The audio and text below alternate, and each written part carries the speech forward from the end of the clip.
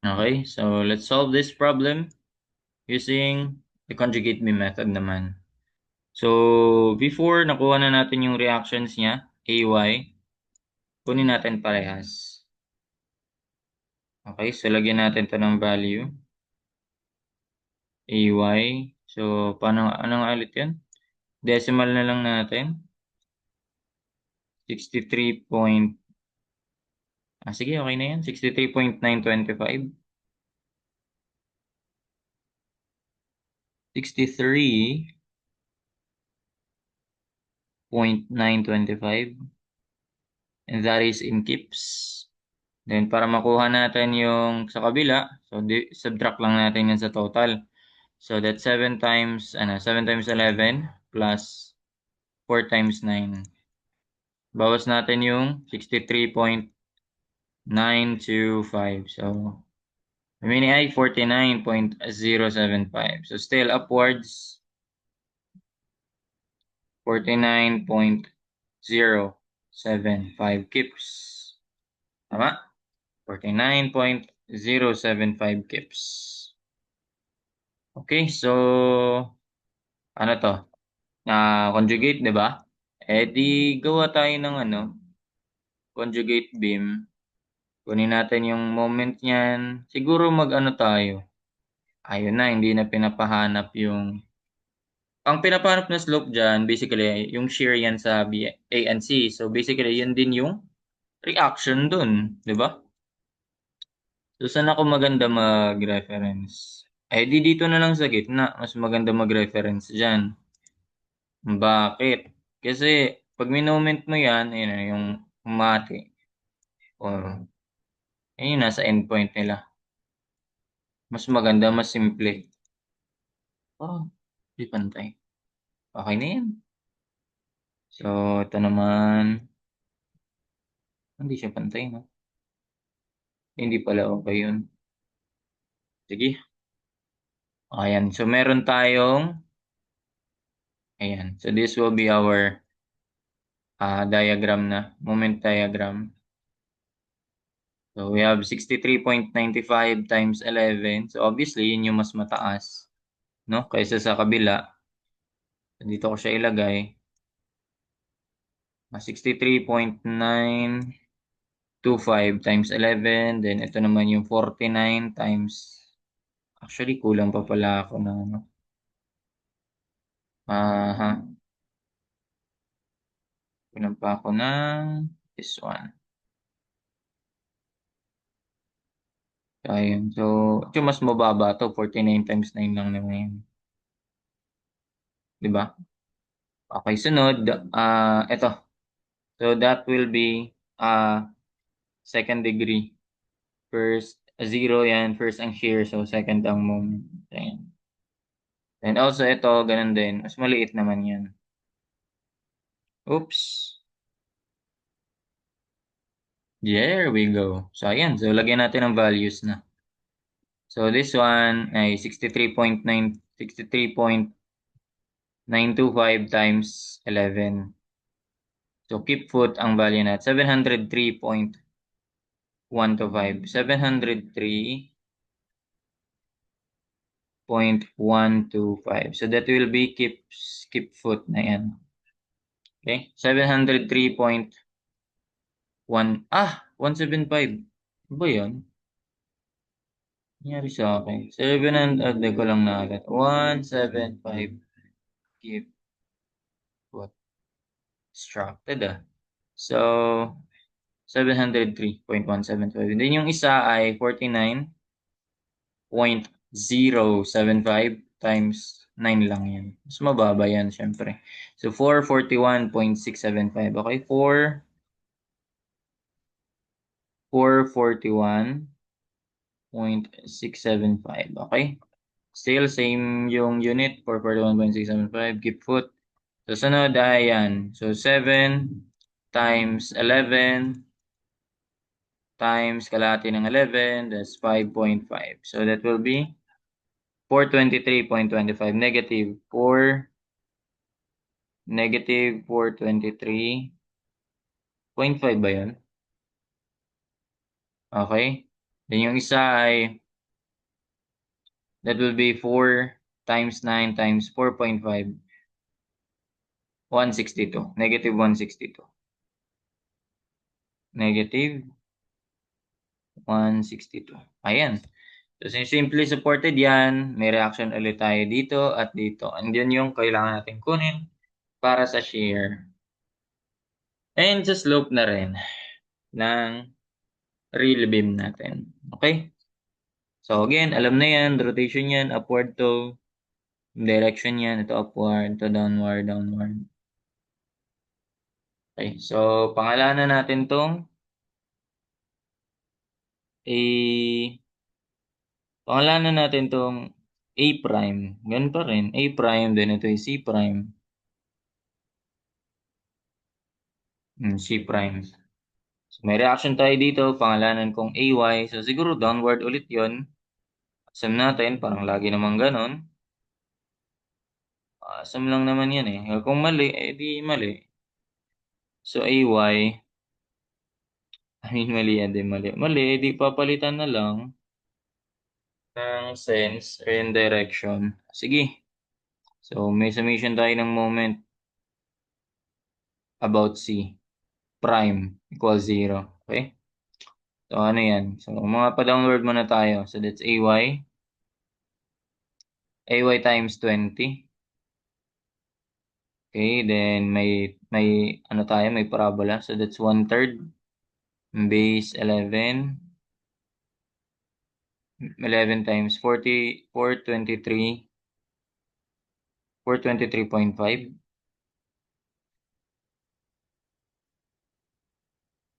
Ayan. 1/3, 11, 423.5 times ang moment arm ay, ayun, 9 plus 1/4 ng, ayun, 9 plus, yan ako na nga to, rekta na natin to. 1/4 ng, 1/4 ng 11. That's hypothec. Oo nga naman. 9 plus 1/4 ng 11. Dadagdag mo na lang pala yung 9. Kulang pala. So, 9 plus 1/4 ng 11. So, that will be 11.75. Mas okay ba pa ganyan? Tapos sunod, yung 1/3 naman, area ng base, or yung base times height pala, so 9 times 162. Moment arm niyan ay kung 1/3, so 1/3 ang kabila, ito naman ay 3/4 papunta kay C. Ay, 1/4 pa lang kabila, so this one naman ay 3/4. 3/4 ni C. 3/4 ng 9. That's 6.75. Okay, so meron na tayo. Equate natin yan sa itong dalawang triangle naman. So, 1/2, ang base ay 11, ang height ay 705 ba yan? Naku, 705, 703. 63.925 times 11. 703 nga. 0.175. 703.175. Okay, 1/2 base times height. Then, ang moment arm yan ay, so, 9 plus 1/3 ng 11. Or 1/3 ng 11, 11/3. So, that's, okay, pangit yan. So, ito na lang. 38/3.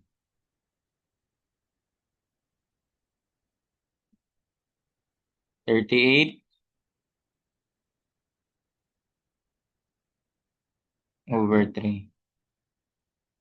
And 1/2 base times height. Tapos yan. Yun na yun, di ba? Yung 9 plus something. Okay. And then yung last natin ay area 1/2. Base ay 9. And ang height ay 441.675. 441.675. And moment arm ay 2/3. 2/3 ng 9. 2/3 ng 9. So 6. Kanina ay Yan, 9 plus 1/3 ng 11. Tama. So, then, 6 lang. 2/3. So, 6. Okay, so kaya na masolve. A prime y. A prime y is equal to. Dapat same to sa nakuha kanina. Kaya ba to i-encode? Wag na lang, anuhin na lang. ABC ulit tayo. Ito si A, ito si B, ito si C, ito naman yung D. Store na lang. So that will be A plus B transpose yung C at D, transpose yung C, transpose yung D, di-divide mo sa 20. So ang A natin ay 1/2 times 11 times 703.175 times 38/3. Okay, times 38/3. Oh, sumobra. 38/3, right? And ang B ay 1/2 times 9 times 441.675 times 6. Tama? 1/2 base times 441.675 times 6. Then ang C ay 1/3. Okay, 1/3 pala. So 1/3 times 11 times 423.5. 423.5 times 11.75. Ang D ay 1/3 pa rin times 9 times 162. 162 lang ba yun? Oo nga. Times 6.75. Alrighty. So, ayan. Di ba? Yan yung constant natin kanina. So, that will be 1969 1,969.339583. 339583. Anong unit niyan? AY prime. So, same to sa kanina. Lulubot agad.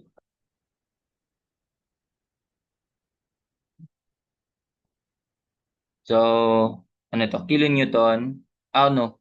That's one is in feet. So, kilo kips.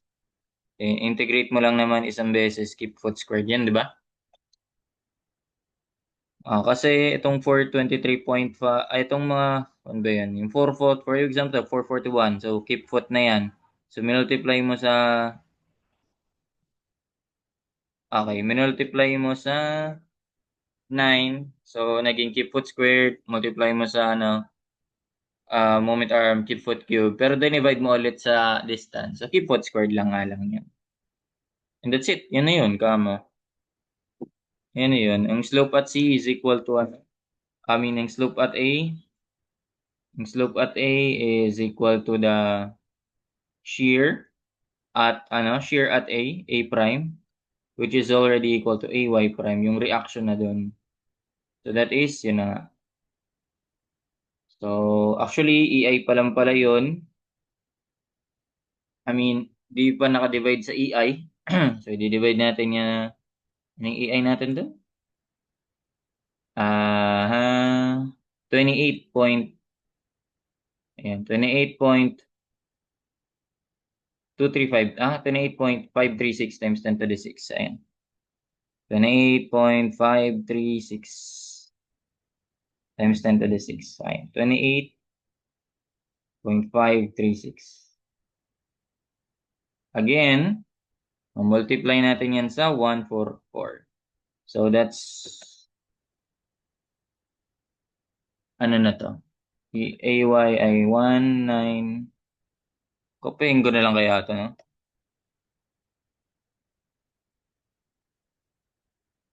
Yeah, mani. Ito baga, kopyahin ko lang. Nakipot squared. Ayan. 1969 69. Keep foot squared. So, pag minultiply mo sa 144, ayun, magiging keep foot, ano na yan. Multiply mo sa 144 para maging keep inch squared. So, ayun, ito keep inch squared. So, may value na tayo ng actually, ay, theta A nga. Theta A.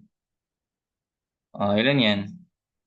Okay, di yung value na kuha mo, di-divide mo na lang sa ano. Times mo yan sa 144, di-divide mo yan sa Nakastore pa rin ba dyan? Ayun. So, ayan. Same ba? 0.99. Yun. Positive nga lang. Ayun, sa sign lang ulit sila nagkakatalo. So, shift eng, 0.00994.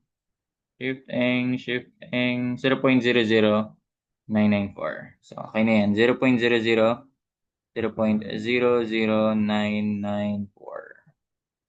radians. Okay, next up, EI theta C, which is just equal to shear at C prime, which is just yan yung dulo. So, yan yung C prime Y. Reaction lang yan dun. Paano yun? Anong gagawin? Di magana tayo. Summation of forces along Y equals 0. A prime Y, siguro ano din to. Actually, store ko muna yun sa Y na lang. Store ko to sa Y, A prime Y. Okay, pababa, tama yung assumption natin na pababa nga siya. So, assume natin din na yung C prime Y is pababa rin. Okay, tignan natin. If ganun nga, okay, di mag-add up lang to. Okay, so, paano yan? Yung mga triangle muna. 1/2, base ay 11, ang height ay 703.175. Tama ba? 0.175. Then plus, area ulit ng triangle, that's 1/2. Ang base ay 9 naman. Then, ang height ay 441.675. Then, lahat to, downwards. Yung baba na, to 1/3. Base, ito pala, may technique pala dito para makuha yun. So, yung 1/3 siya, nakastore naman na yun sa ABC. So, 1/3 ng, 11 times height, 1/3 base times height, 423.5. Then, minus ulit yung 1/3 ng base, 9, times ang height na 162. So, kung mapapansin nyo, ano bang modify na lang natin yung in-start kanina. Tingnan nyo, 1/2, 11, 7,035. Natanggal lang tong mga moment arm. 1/2, 9 times, natanggal lang to. Then 1/3, 11 times 4, natanggal lang to. Then 1/3, 9 times ito. Natanggal lang to. So, i-divide ko na lang yan lahat kanina, di ba? Tumakuha ko na yung CY dun. Di mo na kailangang i-type yan lahat. Kasi, ang gagawin mo is, ayan, yung sa CY, lahat lang naman yan. Yung sa A, tapos naka-positive yan lahat. So mag-ano na lang, mag-aano na lang yung sign. Okay, so ayan, di-divide ko na lang yan ng 38/3 para mawala yun. Kasi naka-multiply yung 8 na yung A nun eh. Add ko na yung, ano sunod? Kahit saan dyan. Actually, signs naman yun eh, positive. Kahit saan dyan. Yung B. Saan ko i-divide yung B? Sa 6. Tapos yung C. Di-divide ko yun sa 11.75. Then yung D, i-divide ko sa 6.75. Okay. So, yan na yung eto. So, ibabawas ko yung AY prime para makuha ko yung CY prime, di ba? So, bawas ko na lang to. So, 5924. Okay, yan yung CY prime. So, yun ba yung isa? Saan yun nakakuha dito? Okay. Di pala natin nakuha yung exact value kasi dun eh. Ayan. So, solve natin. We'll have a value. Ito may value na tayo niyan. Ito na lang din yan. So, cy prime na lang tayo. C prime y, that is what? Oh, yan. So, that is 5924. 5924.4937549375. So again, pag ganyan, times lang din natin yan sa, this one is na keep foot squared. Keep foot squared. So multiply na lang natin yan ng 144 pa rin. Kasi parehas naman yan sila slope. Okay, so ayan. Lagay ko na dito. Si y prime na tayo. Pag minultiply yan sa 144, magiging keep inch squared na yan. Keep kilopounds, ibig sabihin nun, 1,000 pounds, bale. Keep inch squared. So there, we will have theta c. Again, ito rin yan. Yan na lang din, So, ayan na. So this one, times natin sa 144, divide natin sa ayun. So, 0 point, ito ba yun? 0 point, ay wait lang.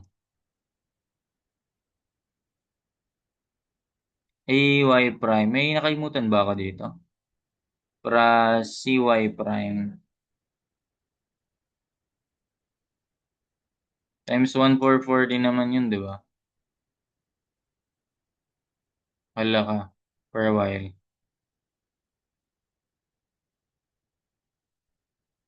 Okay. Doon ako nadali. Inad ko lahat, no? Sabi na eh.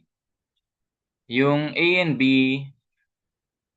ano ba yung A? Yung A yung may 703, yung B yung 441. Ayun, minus CD pala. Hindi pala ako. Akin. Inad ko kasi. Ayun, 1846. Mali pala to. Okay, ulitin natin. 1846. 1846. Point 827083. 827083. Ayan, okay na yan. 1846.827083. Okay. So, substitute. Pala substitute. Lagay natin dito. So, ayun. Ayun na yun. Multiply mo ng answer. So, multiply mo yan ng 144. Divide mo sa Then, voila. So, that will be 0 point. Yan, same na, no? 00933. 0.00932 pa. 932. 0.00932. 0.00932 radians. And that's it. 0.00932. Ayun, same sila. And that's it. 3 down.